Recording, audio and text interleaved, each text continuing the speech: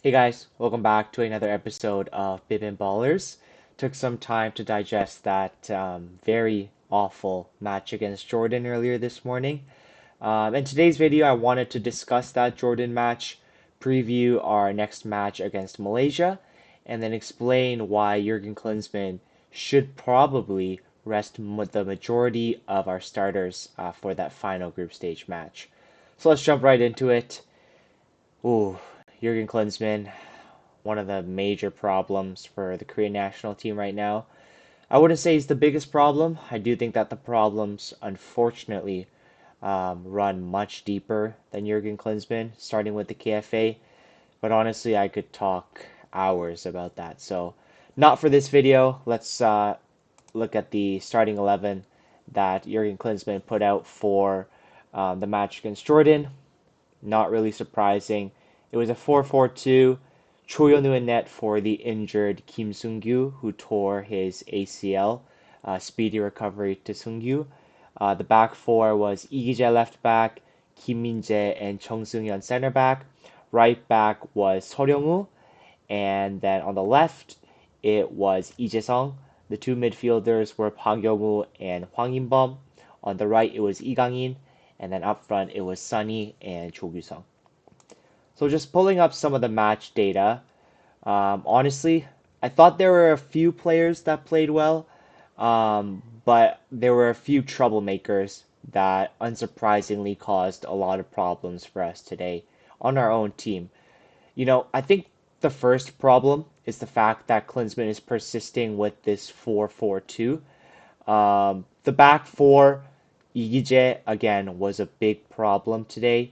I didn't like his decision making going forward, nor his positioning. And then defensively, again, he's just so slow.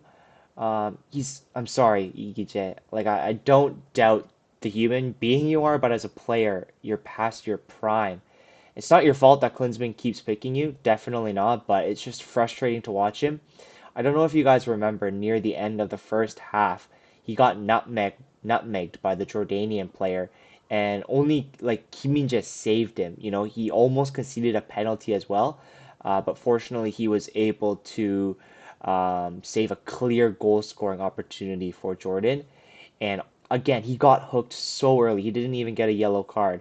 But the first change that Jurgen Klinsmann made was taking off Ikije, putting in Kim Tae-wan at right back, and then sliding Seo Ryung-woo to the left, like he did against Bahrain. So I hope he stops starting Ikije. It's really frustrating to watch. And he's just a liability in defense. And you could honestly, if you look at Kim Min-jae throughout the match, you can tell he doesn't trust Ikija on the left. He's always looking, to see if there's any danger coming down Ikija's way, and he's left leaning for sure. And that honestly, it doesn't help because that exploits the center if Min-jae is leaning towards the left when he's defending. Park Young-woo, again, terrible performance from him. He was the main culprit for the first goal that we conceded. He didn't do a good job marking his man, and he actually conceded the own goal, which tied up the game. And he's just not good defensively as well. He's not good at protecting the back four.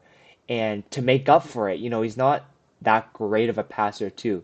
He's not a liability in terms of, his passing, but it's not to the point where, okay, maybe is he a Ki Sung-young where his distribution is outstanding and we can overlook those defensive liabilities. Definitely not. And again, Park Young-woo was hooked at halftime alongside Lee Jae, and Hong Yeon-seok came in, and I thought that brought a lot more stability, a lot more forward impetus, and it helped us play a lot better in the second half. And then secondly, Cho Gyu-sung. Cho Gyu-sung, I still think there's a player there, and he's impressed significantly, after his move to Denmark. He's one of the top fours in the Danish league. But in this system particularly, I don't see him fitting. You know, I thought Bento used him the best, where his strengths were pressing really aggressively and then being a poacher in the box where Igangin would swing crosses into him. And the goals that he was able to score in Qatar via header. But in this system, it's an awkward fit at best. He's still valuable in his pressing, yes, but he's not particularly good aerially, and he missed a lot of chances today and in the match against Bahrain, and he just looks rusty, out of confidence. His hold-up play was quite poor. It's not the Cho Sung that we know. Maybe we were overrating Cho Sung. I don't doubt that. Um, but I don't know. I think that again, if you have to play Chogisong, you're sacrificing a midfielder, and we know Park Young-woo is not the best midfielder, and that leaves Park Young-woo and Hwang In-bum as the only two midfielders. And if you're against a midfield three, or any sort of system where they're trying to outnumber you in the midfield, then it's not going to work because Chogisong is taking up the spot that I think a midfielder should slot into. So those are the three things that the three players that I wanted to highlight from today's game. I don't want to focus on today's game because I want to talk more about our upcoming match against Malaysia. So if you look at the standings, how we after match day 2 for us, we're second behind Jordan. We're tied in points, but we're behind by 2 in terms of goal difference. So I actually did this before recording the video. So if you finish first in our group, we're most likely playing the second place team in Group D, and I think that's going to be Japan. Iraq plays Vietnam in their final game, and Vietnam have lost twice, both once to Japan and once to Indonesia. I think they're clearly the worst team in this group, and I think Iraq's going to get the job done. So I think they're going to finish first, which leaves Japan second, unless something crazy happens in the Japan-Indonesia match.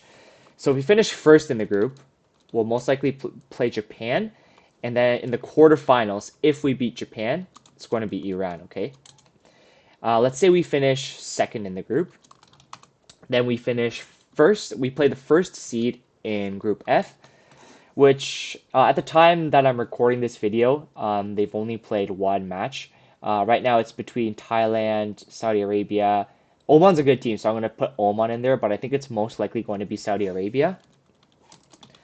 So so if you finish first in the group, we play Japan in the round of 16, and then Iran in the quarterfinals. And if we finish second in the group, then we'll play Saudi Arabia in the round of 16. It's pick your poison. Like both Japan and Saudi Arabia are good teams. They both have flaws, but they're also both very good teams. Japan, just have every single player in their starting 11 basically plays in Europe. You know the form that they're on. They beat Germany, they beat Turkey, they beat all these big European teams, and Saudi Arabia, managed by Mancini, again, they're both very strong. So it doesn't really matter whether we finish first or second. Like, yes, if we, finish first and we play a clearly inferior team, then I would say let's push for first. But in this situation, it doesn't really matter whether we finish first or second.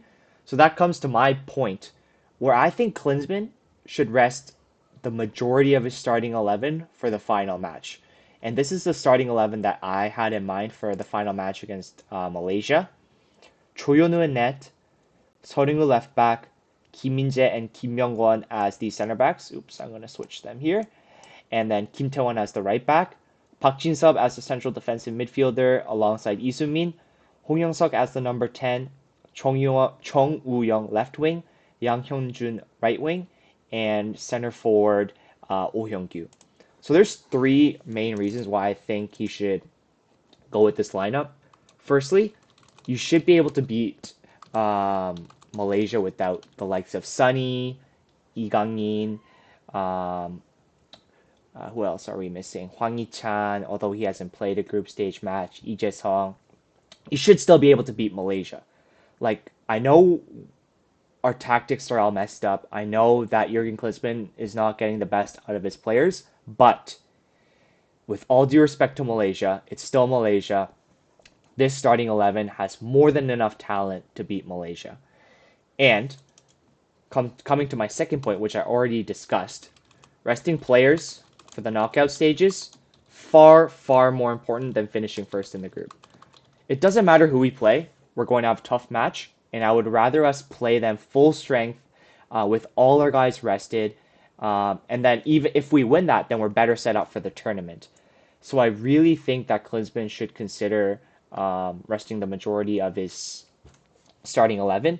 And then to briefly talk about why I kept most of the back four the same.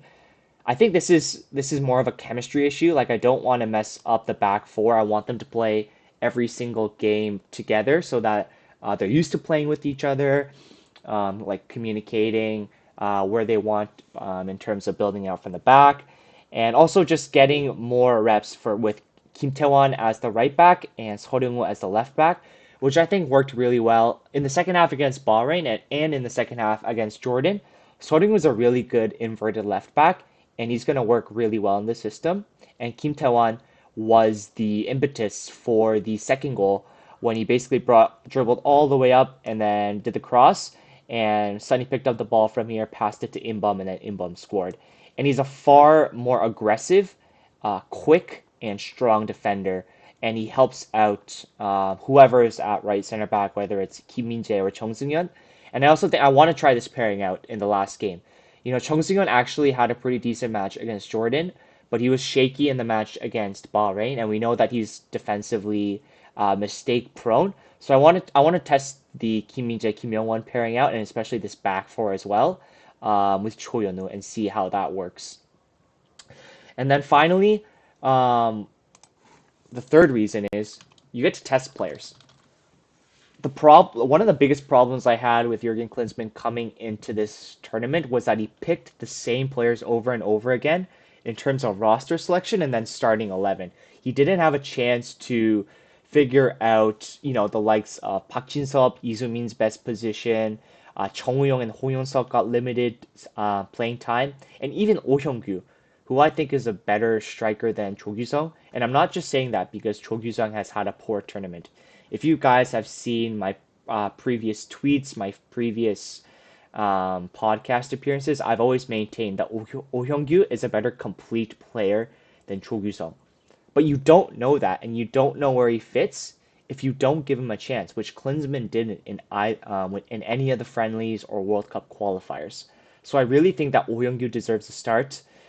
Chung Woo-young has looked lively both times he's come on the pitch for Korea. Yang Hyun-jun is one of my favorite players. I think he is an excellent 1v1 dribbler as well. And he's a late impact sub that I want to test out in this game.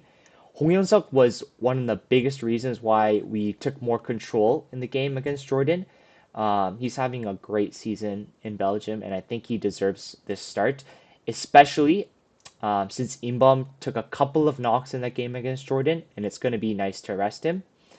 Park Jin-seop, I want to test him for Park Young-woo because Park Young-woo has been a calamity, guys. He needs someone to replace him, and I think Park Jin-seop might be that guy. But again, we don't know. We've always seen our 10-minute, 15-minute substitute appearances for Park Jin-seop. So how do we know if he's able to replace Park Young-woo? And Izumin, who had a fantastic season for Gwangju, who played under the manager Lee Jong-yo, who shaped his tactics um, based on De Zerbi's system, Arteta's system, etc. So he's used to playing with the ball, great passer, and he's a naturally more defensive midfielder as well. So I want to test him out. So yeah, these are, they're the I think that there really is a lot of good reasons for us to rest our players for the third game. Especially, I think Sonny looked tired, Lee Gang-in looked tired, and everyone just looked. There's so much pressure on this team. We haven't won the Asian Cup since 1964. This is supposedly our golden generation. Soccer is having a boom in Korea. Like everyone's interested in the national team, and you can tell that the players feel the pressure. It'd be nice for them to have I'm not saying they have to, they can play. They can come in the second half if we need an extra goal or two and get some 20, 30 minutes in. But it's an opportunity to test out the players and give rest to the players who really deserve it, especially guys like Sonny. Lee Gang-in, Lee Jae-sung, who have run their socks off already, and we need them to be fresh for the round of 16 and for the knockout stages if we want to win the Asian Cup. Saying all this, I know that Klinsmann probably won't have the foresight or the intelligence, in Korean, yoyu, to make this type of decision. He's probably going to play his starting 11, tire them out. Maybe he finishes first, okay? And he's going to parade that as a victory. But it's not going to set the team well for the round of 16. It's going to falsely raise expectations. And I have lost a lot of faith in Klinsmann. There's very little to begin with. But I want to see him take charge and do something drastic for the Malaysia game because this team needs a spark, it needs some inspiration, and it needs some rest as well. So I don't know what you guys think. I want to hear your guys' thoughts in the comments below. That brings us to the end of this video. I feel like I've rambled on quite a bit in this video, half due to frustration, half due to exhaustion. Game was at 6:30 in the morning for me. Haven't got much rest since. But yeah, thank you for watching. Make sure to like and subscribe, and I'll see you guys in the next one.